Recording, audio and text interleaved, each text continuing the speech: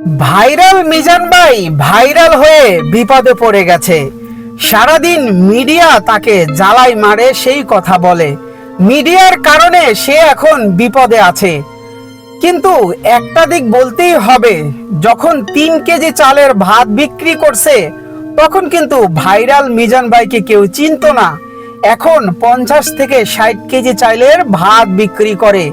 প্রতিদিন 60 থেকে 70 কেজি গরুর মাংস বিক্রি করে। আপনারা জানেন, ঢাকার ভিতর উনিই কিন্তু দিচ্ছে গরুর মাংস দিয়ে পেট চুক্তি খাবার মাত্র 100 টাকায়। আমরা যখন মিজান ভাইয়ের সাথে দেখা এবং কথা বলতে গিয়েছিলাম তখন কিন্তু তার সাথে কথা বলার সুযোগ ছিল না, কারণ উনি একাই 100। অবাক কাণ্ড, হাজার হাজার দর্শনার্থী দূর দূরান্ত থেকে এসে ওনার কাছে দেখা করার জন্য, ওনার কাছে এসেছে এই ভাত খাওয়ার জন্য। তো আমরা দেখলাম আগারগাঁও এখন বর্তমানে জমজমাট হয়ে আছে।